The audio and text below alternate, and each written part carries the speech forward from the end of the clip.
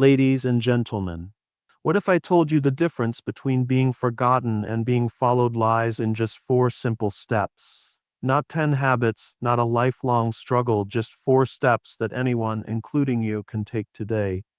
But here's the twist: most people never take them. Why? Because deep down, they're afraid to be seen, afraid to lead, afraid to fail while others watch. And yet, the world is silently waiting for someone like you to rise. Picture this: a single moment where you stopped playing small and everything shifted, not overnight, but decisively. You don't need to be perfect, you just need to be real, consistent, and bold enough to go first. Think about it. Have you ever met someone and thought, there's something about them I just want to follow? What if that someone could be you? Stick with me, because once you understand these steps, there's no turning back, and you might just become the reason someone else finally believes in themselves. We live in a world obsessed with polished images, curated success stories, and the illusion of flawlessness. Every scroll, every swipe shows us people who seem to have it all figured out: perfect careers, perfect families, perfect lives. But deep down, we know it's not real. We know it's a highlight reel, not the full story. And yet, somehow, we feel the pressure to live up to that illusion. We start editing ourselves, trimming away the messy parts, hiding the doubts, the failures, the fears. But here's the truth most people miss: it's not perfection that inspires people. It's authenticity. When you lead with authenticity, you invite others to connect with the real you, the version that's been through the fire, stumbled, gotten back up, and kept going. That kind of leadership doesn't need a spotlight. It earns trust in the dark. People are drawn to leaders who reflect their own struggles, who show them that imperfection is not a weakness, but a bridge to understanding. When someone sees you owning your story, flaws, missteps, lessons, and all, they don't feel inferior, they feel empowered. They see what's possible, even when life is messy. Authenticity is not about oversharing or turning every hardship into a performance.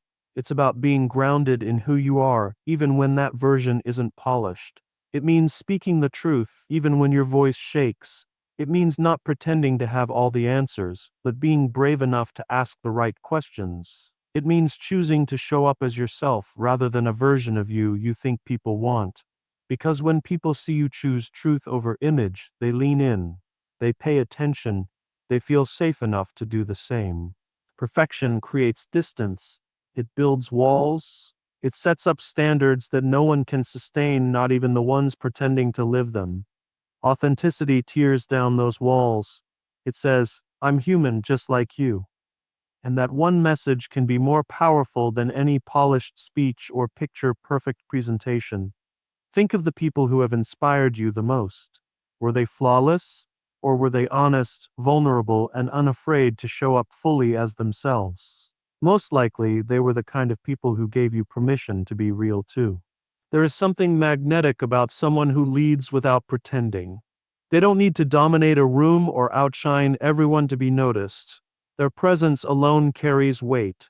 It's not charisma that draws people, and it's courage. The courage to stand in their story. The courage to admit they've failed.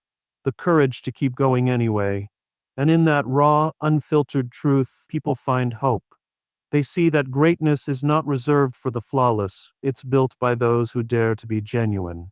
In every room, every conversation, every post, there is a choice: impress or impact. Impressing might win attention, but impact changes lives. And impact only comes from authenticity. It's in the moments you admit you're tired but keep pushing. It's in the quiet courage to own your mistakes and learn out loud. It's in the decision to speak from your heart, not from a script.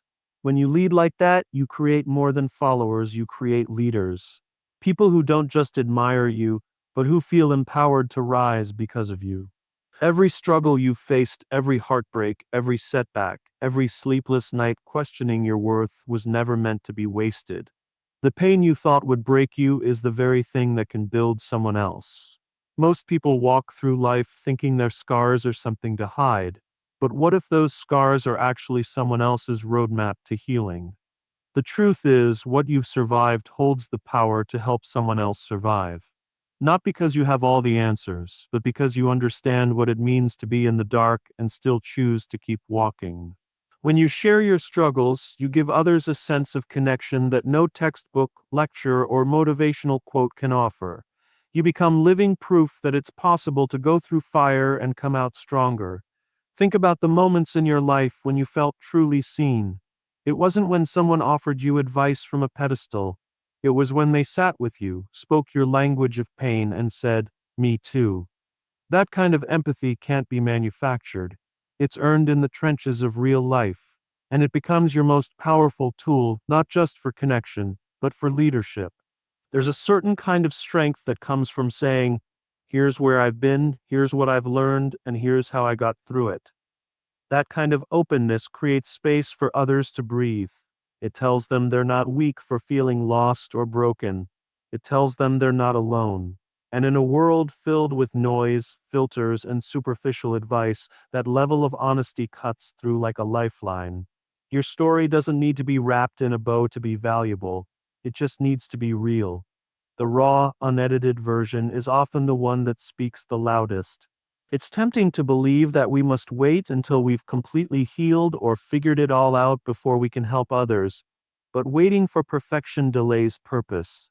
You don't have to be at the end of your journey to be useful. Sometimes it's the person just one step ahead who is the most helpful to someone still in the struggle. You've learned things in your hardest moments that no classroom could teach. Things about resilience, about boundaries, about hope, about letting go. Those lessons are gold not just for you, but for anyone trying to navigate a similar path. People don't connect to your victories as much as they connect to your valleys. They want to know how you got back up, how you found strength when everything felt heavy, how you kept going when giving up felt easier. When you open up about those moments, you're not showing weakness, you're showing leadership. You're showing someone else that they can survive too, maybe even thrive. Maybe even turn their pain into purpose just like you are. And maybe they'll do the same for someone else one day. You might not even realize how many people are silently watching, searching for a sign that it's okay to struggle, that it's okay to fall apart and rebuild, that they're not the only ones questioning their worth or their future. Your story shared with honesty and courage becomes that sign, not because you're perfect, but because you're proof that healing is possible. That rising is possible, that something good can come from something hard. Not overnight, not without scars, but still possible. And sometimes that's all someone needs to believe again. Trust doesn't appear overnight. It isn't something you can demand or manufacture. It's something you build slowly, intentionally, and through action. One of the most powerful ways to earn trust is through consistency. Not just when things are going well, but especially when they're not. It's easy to show up when you're motivated, when the world is cheering you on, when everything feels aligned. But true consistency is revealed in the quiet, difficult moments, the mornings you'd rather stay in bed, the days when no one's watching, the times when effort feels thankless. That's when character is built, and that's when trust begins to take root. People notice more than you think. They notice when you show up on the days it would have been easier not to. They notice when you keep your word even when no one's checking. They notice when you stay true to your values even when it costs you something. Consistency creates a rhythm that others can rely on.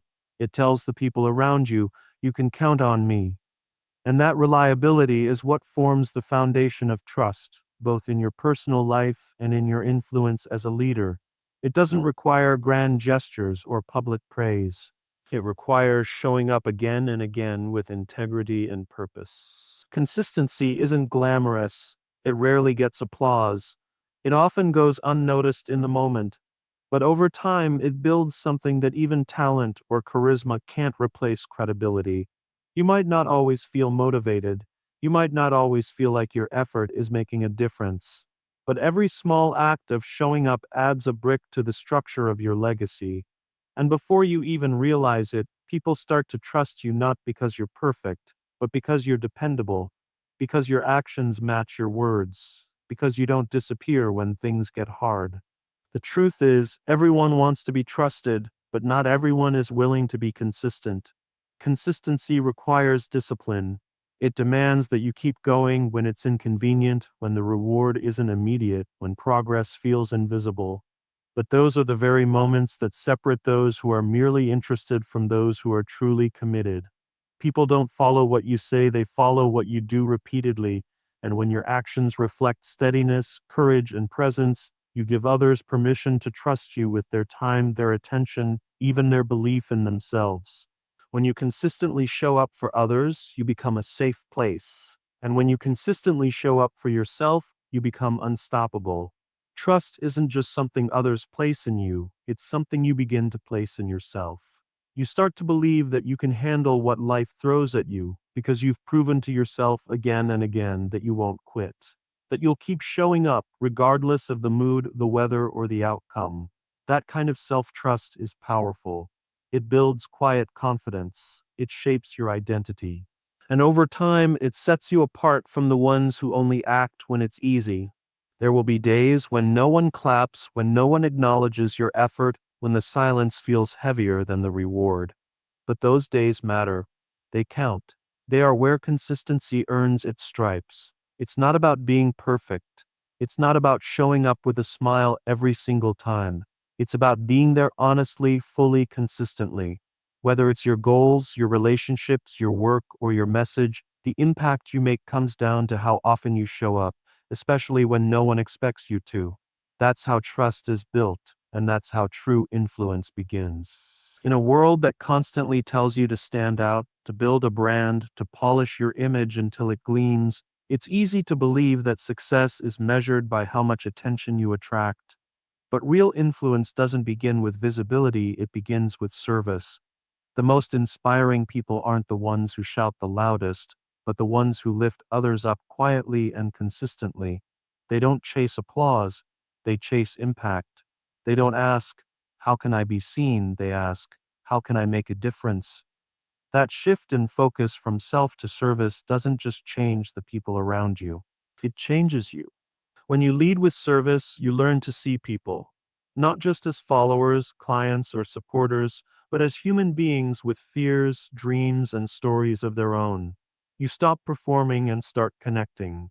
You stop managing impressions and start making impressions that matter. That kind of leadership doesn't need a spotlight.